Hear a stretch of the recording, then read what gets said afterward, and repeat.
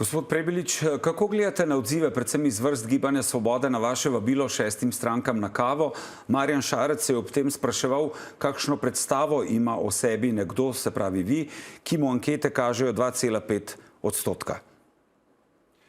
No, najprej ne začnem s tem, da takšni komentarji pravzaprav niso vredni moje reakcije. Veste, jaz sem tukaj zato, da bi vrnili v politiko neko temeljno spoštovanje in dostojanstvo drug do drugega in pač če kdo drug drugače to vidi, to njegova stvar in prav veliko ni k temu dodati. Druga stvar, pogovori in izmenjava argumentov so stvari, ki so dodana vrednost za slovenski politični prostor. Meni je žal, če je kdo narobe to razumel. Veste, pogovor ne pomeni, da se združujemo, kar je bilo mogoče narobe razumljeno. Pogovor je zato, da vidimo, kako na kakšen način lahko sodelujemo tudi v točkah, kjer nismo skupaj v eni stranki ali v koaliciji. In tretja stvar, ki se mi zdi pomembno, jaz sem na terenu veliko z ljudmi, ljudje si želijo normalnejše, umirjene, predvidljivejše politike, manj nastopaštva, manj kričanja in jaz mislim, da se bo še veliko zgodilo do dne, ko bomo imeli same volitve, ki bodo končna in edina prava anketa v naši državi. Ampak, gospod Prebilič, kako ste si vi predstavljali to kavo z Robertom Golobom, če pravite, da z njim ne boste sodelovali, če bo protikorupcijska komisija ugotovila kršitve integritete pri njemu? Torej, jaz še vedno vztrajam na tem, ker namreč imeli smo že primer v naši državi, leta 2011 se bodo spomnili, ko sta bila dva protagonista, tedaj gospod Janković in kasneje gospod Janša, spoznana za tiste dve osebi, ki sta kršili integriteto in vemo, kakšne so bile posledice. Jaz si sploh ne predstavljam, kako bi lahko nekdo državo vodil s takšno težo nad seboj in kako bi pravzaprav država lahko funkcionirala. Moje povabilo je šlo stranki Gibanje Svoboda, s katero sem se želel pogovarjati, ampak kot rečeno, jaz ničesar ne zamerim, mi delamo dalje. Moja naloga danes je, da čim več ljudi prepričam, da to, kar mi predstavljamo in kar poosebljamo, je tisto, kar Slovenija potrebuje za naprej. Gospod Logar, kaj pa vi, bi po volitvah sodelovali z Robertom Golobom, če bi vas povabil koalicijo in bi protikorupcijska komisija ugotovila kršitev integritete? Ste tukaj na istem stališču z gospodom Prebiličem, glede na to, da ste bili kritični do Golobovega nastopa na prednovoletnem srečanju mestne občine, kjer je bil skupaj z ljubljanskim županom Jankovićem in zbrane nagovarjal, koga ne volja. Za mene to ni vprašanje. Zakaj ne? Preprosto zato, ker ne vidim realne možnosti, da bi Robert Golob nadaljeval ta mandat. Tu naslednje volitve bodo zelo jasno pokazale, kaj Slovenke in Slovenci želijo.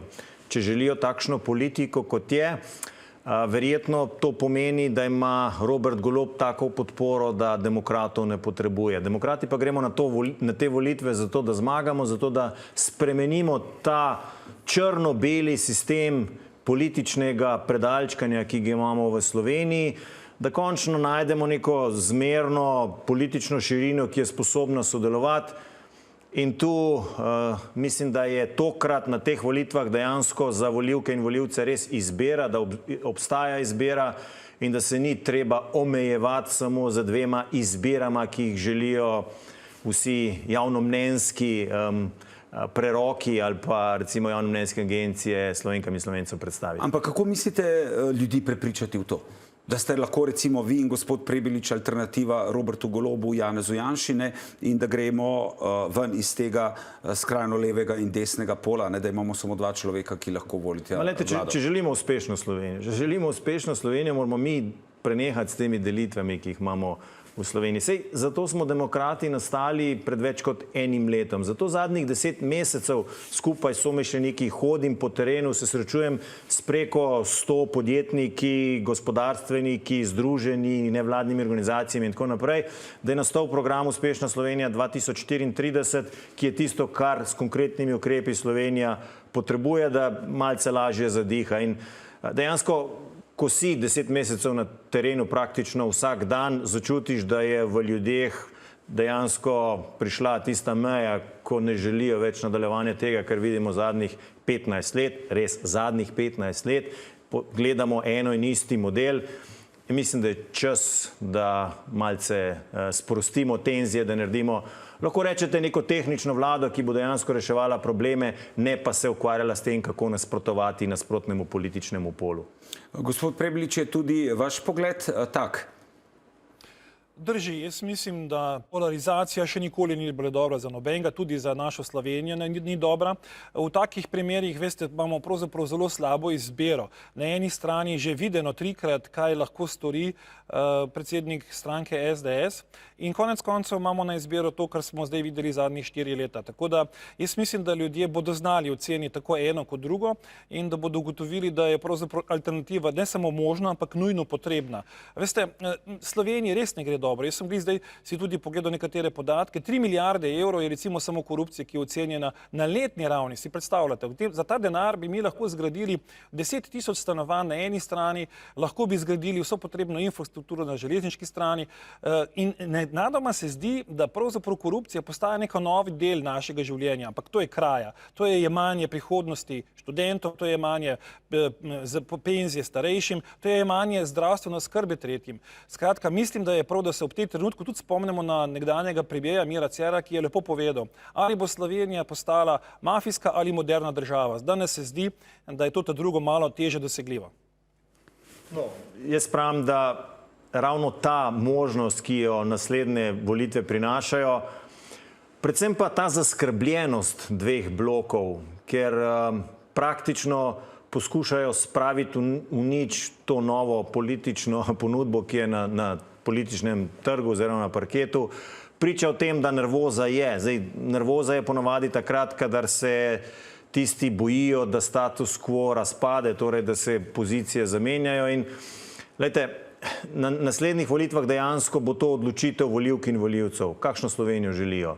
Ali želijo neko moderno dialoško državo, kjer rešujemo probleme, ali pa želijo spet neko vlado, ki bo spodrezala vse, kar je prejšnja vlada naredila in kjer bo pripeljalo potem v naslednjem mandatu spet do nekega takega obrata. Jaz mislim, da je to končno prišel nek čas, da je treba sodelovati in kot veste, demokrati smo tudi zaradi tega nastali in jaz z relativnim optimizmom gledam na naslednje državnozborske volitve. Povejte mi, gospod Prebilič, koga še vi vidite kot alternativo, poleg vas in gospoda Logarja, ne vem, najbolj izpostavljenima liderjama na levi in desni, Robertu Golobu in Janezu Janši. Ali v to štejete tudi Novo Slovenijo, Hanov SD, še katero drugo stranko? No, jaz se bom osredotočil predvsem na to, kaj je naš cilj. Naš cilj je, da smo alternativa temu, kar gledamo danes v vladi. Če bi bili mi zadovoljni s tem trojčkom in njihovim delom, potem se danes ne bi sploh pogovarjali in jaz se ne bi vračal v Slovenijo in se odpovedal službi v Bruslju. Dejstvo je, da to, kar gledamo, preprosto ni dobro. Imamo grozovit primanjkljaj ob polni zaposlenosti. Vidimo, da je vlada popolnoma nepredvidljiva in tukaj želimo neko stabilnost, predvidljivost, umirjenost vrniti v državo. Veste, tudi tuje naložbe se ne bodo lotevale naše države, ukolikor tega ne bomo vzpostavili. Gospodarstvo je zelo občutljivo v tem delu, spreminjajo se non-stop nekatera pravila in to preprosto ni dobro. Torej, želimo si umirjeno državo, želimo si strateški pogled naprej, želimo si tako imenovano ploščato vlado z manj ministri, z bistveno več pooblastil na regionalni ravni, da bodo lahko ljudje o sebi odločali sami in da seveda mi skupaj lahko potem popeljemo Slovenijo na neko modernejšo pot, ker to, kar gledamo, pač preprosto ni dovolj dobro. Gospod Prebilič, ne vi pravite, da greste na zmago na volitvah, čeprav vam trenutne javnomnenjske ankete kažejo nizko javno podporo, a se vam ne zdi to smela napoved? Veste, v politiki moramo imeti tudi nekaj drznosti, moramo tudi biti vztrajni. Moja naloga danes je, da z programom, ki ga bomo predstavili takoj po novem letu javno, gremo potem po Sloveniji, zberemo podpise za to, da lahko vložimo kandidaturo. Naloga v demokraciji vseh politikov je, da pač ponudimo možnost. Ljudje bodo seveda sami izbrali. Se bomo potrudili, da bodo razumeli naše argumente, da bodo razumeli našo vizijo in da bomo skupaj dobili priložnost za izgradnjo boljše, kvalitetnejše Slovenije. Gospod Logar, tudi vi pravite, da greste na zmago na volitvah in da bodo demokrati presenečeni na prihodnjih državnozborskih volitvah. Na čem temelji to vaše prepričanje glede na to, da ste po zadnji anketi mediane na 5%? No, temelji na mojih političnih izkušnjah. Jaz sem 26 let v politiki. Moram reči, da me do sedaj ta politični občutek še ni pustil na cedilu. Zadnjih 10 mesecev sem praktično vsak dan na terenu v pogovoru in Demokrati smo stranka, ki je nastala od spodaj navzgor, smo prva stranka, ki je naredila zelo konkreten predvolilni program ki odgovarja točno temu, kar Slovenija potrebuje. In demokrati imamo najboljšo ekipo za prihodno ministersko ekipo za vlado Republike Slovenije. Jaz moram reči, da s tem, ko so se nam pridružili ljudje, ki se politično sicer ne opredeljujejo, so pa veliki strokovnjaki na svojem področju, smo tudi na nek način pokazali, da to, kar govorimo, tudi dejansko udejanjimo, in to je tudi najboljše zagotovilo za ljudi, da bo to vlada, ki ne bo delala in gradila na politični demagogiji in spodkopovanju, ampak da bo predvsem vlada, ki bo izvajala svoje naloge in bo delovala na sodelovanju. Ampak Janez Janša vidi projekt ustanavljanja vaše stranke ne kot projekt Virant 2, ki bo omogočil oblikovanje levosredinske vlade po volitvah. Ja, ampak zdaj se boste mogli enkrat odločiti, kaj sem jaz. Ali sem jaz Virant, ali sem nekdo, ki bo terminalno uničil SDS, ali sem satelit. Veste, to po 10 mesecih oziroma 12 mesecih obstoja stranke Demokrati je že rahlo smešno. Mi smo samostojna stranka, ki smo stali na tem, da ta moja generacija, da vloži vse svoje znanje, izkušnje in voljo, ki jo ima, da država postane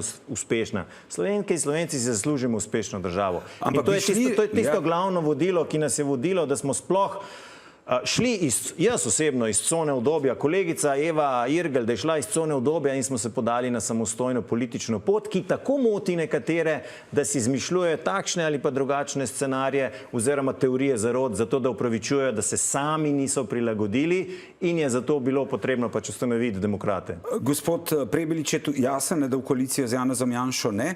Kaj pa vi, če ta zmaga na volitvah Janša in vas povabi recimo v koalicijo? Ja, mislim, da je gospod Janša v tem studiu dejal, da ne računa na demokrate, tako da to morate njega vprašati.